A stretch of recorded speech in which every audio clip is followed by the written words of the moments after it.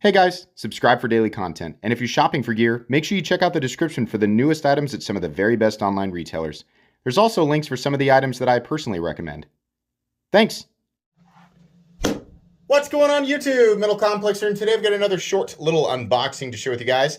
I know exactly what's in this box because I know exactly who it was sent by. This was sent by none other than Jim Skelton himself. Thank you very much, Jim, for sending this in. Please go over and subscribe. If you're not subscribed, you should already know who Jim Skelton is. But if you don't, go over and subscribe. A lot of people call him Jim Skeleton. It's because they don't know that there's not actually an extra vowel in there. It's Skelton, S-K-E-L-T-O-N.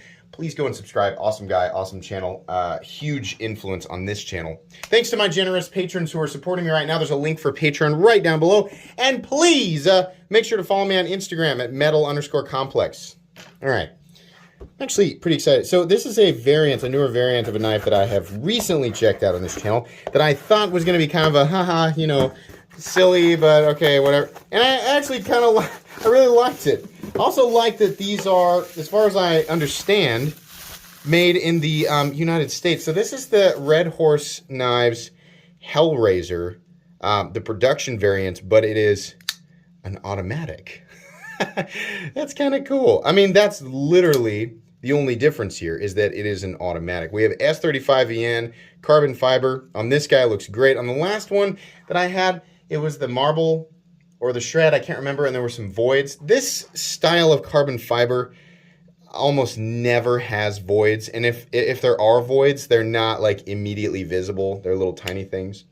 So firing power on this is about medium. It's not feeling like a ProTech, but it's very, very smooth, and it's still very snappy. And if I hold down the button here, you can see that that blade doesn't want to go all the way unless you kind of get it down here, right? So this probably could be remedied by loosening the pivot up just a little bit, but that's immediately what I was feeling, was that the power is kind of in the meh, you know?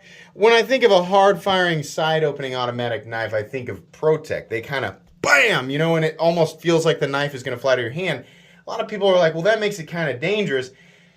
I would also argue if you're going to use the knife, right, it's safe to assume that you're going to get dirt and debris in the innards that may over time, maybe, you know, a really long time, cause everything to kind of gunk up and slow down. So if you have a powerful enough spring, it will ensure that the blade always makes it to the open position and the locked position. But I test generally, where I kind of measure the quality is I try to get the blade, you know, I hold the button down so there's tension on it, trying to push the blade into the open position. And if just the slightest amount of, you know, basically pulling the blade back here still ends with the blade being locked out, or there being enough tension to lock the blade out, then it's a good enough spring. This one's not quite doing it. But then again, I might be able to back that pivot screw out just a little bit. See what we're doing. There's no blade play right now. I might be able to back that out just a little bit. From the closed position, with this knife being completely and totally clean, it does definitely open. Absolutely. Other than that, we're looking at, as far as I'm aware, the exact same Hellraiser. I think these are available right now. I will link this right down below if you guys want to check it out. Your experience with the spring tension may vary. Let me see real quick here if I can just give that pivot just a little bit of encouragement with a quick turn. I'm just curious. Okay. Just a little bit here, guy. Okay, he's backed out just a little bit. It's still not one. How are we doing on blade play? We're still in the same spot. I'll try it a little bit more. Wait, are we free spinning? Hold on.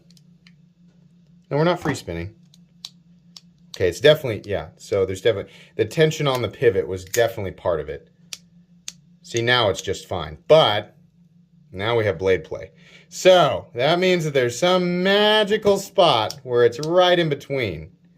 And it's doing all right now.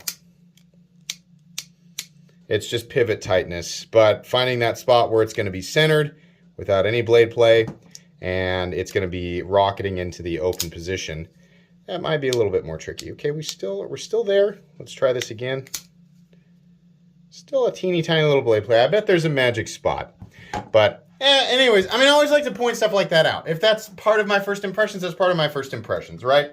In any case, I'm a fan of the Hellraiser. Like I said, as far as I know, these are made in the United States. Feel free to check out that link if you want to, check it out for yourself. Check out pricing, additional information. It's right down there. Thanks again to Jim for sending this in. You guys will get a full review here in 2 to 3 weeks. Please make sure to follow me on Instagram at metal_complex. If you enjoyed this video, leave a like. If you'd like to check out my other content, I do, of course, have lots of videos of knives that are either expensive or inexpensive that I do or don't like, so check those out. And if you enjoy all my content, go ahead and click on that Metal Complex logo right there and subscribe, because there's definitely more coming. Thanks again for watching, everybody, and have a great day.